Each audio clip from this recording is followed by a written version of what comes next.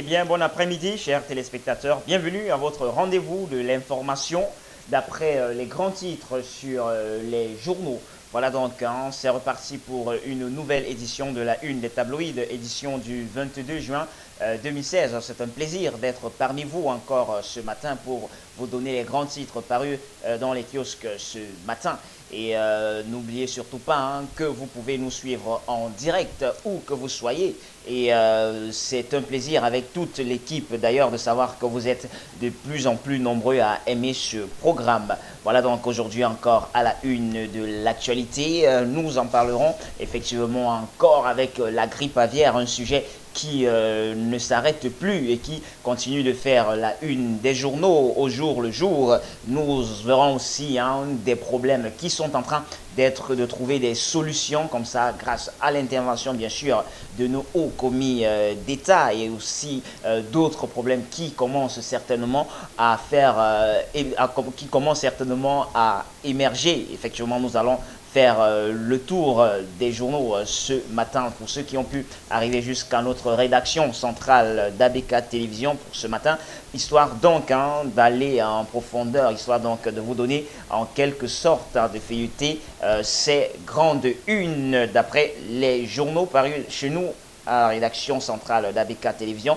Nous allons donc débuter avec le Messager ce matin. Oui, ce matin donc le Messager.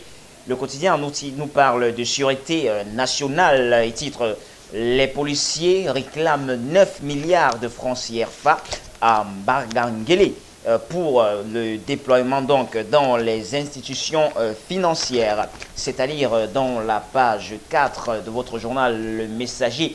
Il manifeste donc le ras-le-bol et un mécontentement généralisé après le paiement au montant désiroire de 4 mois sur les 9 attendus pour le déploiement qu'ils assurent dans les institutions financières, les banques, les sociétés de télécommunications mobiles et autres entreprises publiques, parapubliques et privées. C'est un dossier que je vous invite à lire dans la page 4 de votre Messager de ce matin. Et aussi grippe aviaire, je vous le disais d'entrée de jeu. Le Messager en fait bien sûr une ce matin. Le Messager nous parle de grippe aviaire et titre ce matin « L'interprofession avicole aux abois ». Péril donc sur une production de 50 000 francs CFA, de 50 millions de francs CFA, autant pour moi. Il faut dire que la Ligue camerounaise des consommateurs monte au créneau et exige la publication de ces résultats qui prouveraient que l'existence de la grippe aviaire est vraiment présente, et aussi ils exigent les photos qui montreraient des personnes atteintes de la grippe aviaire. Le journal d'ailleurs se pose une question fondamentale ce matin: où sont passés les résultats des analyses des laboratoires?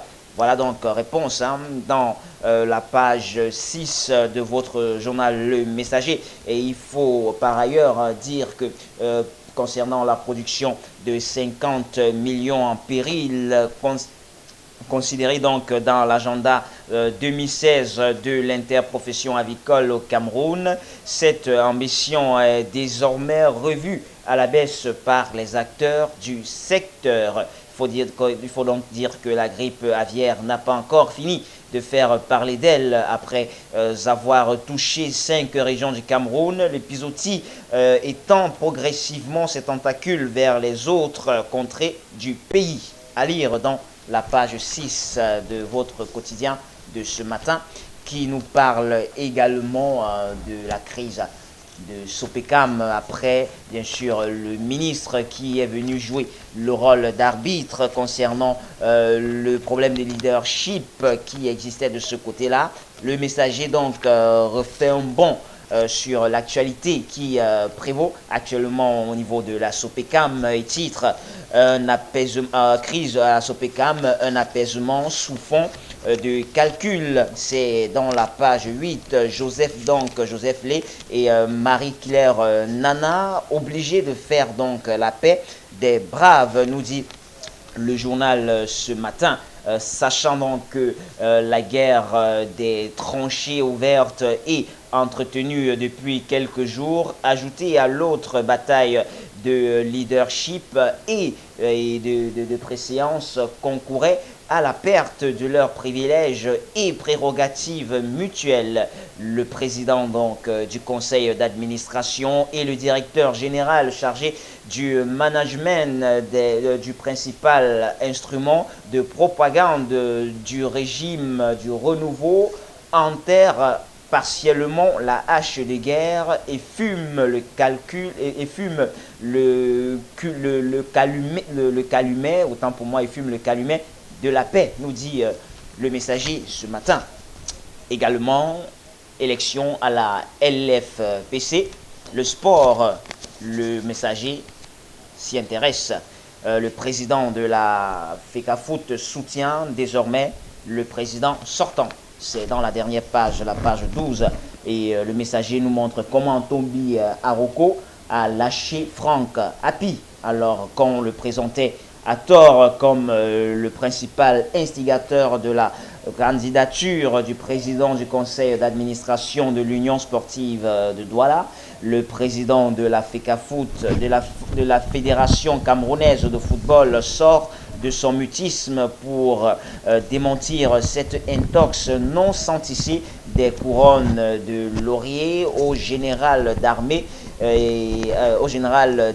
à la retraite qu'il présente comme un patriarche. C'est donc à lire dans la page 8 de votre journal. Également à son pied de page pour ce matin, le journal Le Messager s'intéresse à un produit toxique, oui, titre 67% des peintures importées sont mortelles, nous dit le Messager ce matin. L'exposition donc aux plombes est dangereuse pour la santé.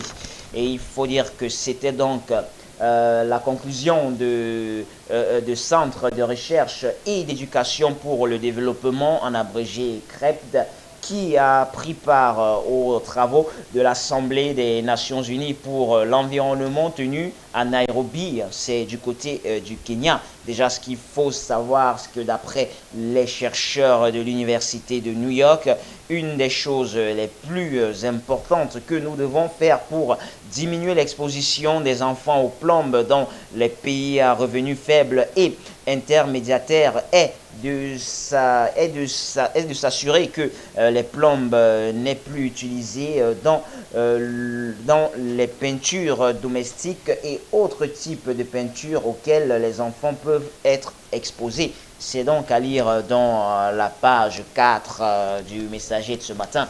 Voilà donc qui est du Messager. Nous allons entamer cette fois-ci avec un tour autre quotidien. Il s'agit bien sûr Le Jour qui s'intéresse ce matin à la délégation permanente, le RDPC. Les fonctionnaires prennent le pouvoir, nous dit le journal Le Jour ce matin. Avec donc le journal Le Jour nous dit que le RDPC, en ordre de bataille électorale, appelle à candidature, nomination au sein des délégations permanentes régionales et départementales. Le plan du parti au pouvoir est bien huilé, avec les structures aussi superposées qu'elles soient. Le RDPC organise ses forces pour probablement gagner comme il en a l'habitude. Mais la nouvelle mise en forme de sa superstructure démontre à vue que le parti né le 24 mars 1985 à Boya, à Bamenda, autant pour moi, dans le nord-ouest, veut entrer dans la modernité pour mieux affronter une opposition forte dans la rue, mais faible dans l'organisation, nous dit le journal bleu de ce matin. C'est à lire dans la page 4. Et vous savez, il y a de cela quelques jours déjà que les sociétés, les promoteurs voilà, de télécommunications mobiles avaient lancé à toute leur clientèle, à tous les abonnés bien sûr de ces réseaux-là, une campagne d'identification. Donc il était pour les abonnés des différentes structures de télécommunications d'aller s'abonner. Et actuellement donc il y en aurait quelque chose qui se passe, quelques soucis. D'ailleurs, le jour vous en parle donc ce matin et titre panique chez les abonnés. C'est-à-dire bien sûr dans la page 5, ils se plaignent, les abonnés se plaignent des désagréments causés par cette opération.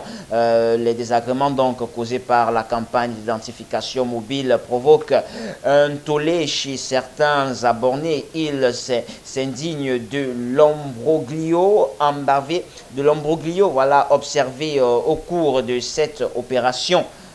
Par exemple, certains, vous allez découvrir dans les colonnes du journal Le Jour les différents problèmes qu'ont reçus certains abonnés tout juste après avoir été identifiés. Et le journal nous dit que les agents d'identification rencontrés sur le terrain se dédouanent voilà, de toute responsabilité, c'est-à-dire dans la page 5 de votre journal bleu de ce matin. Et aussi grippe aviaire, le jour en fait aussi une pour ce matin.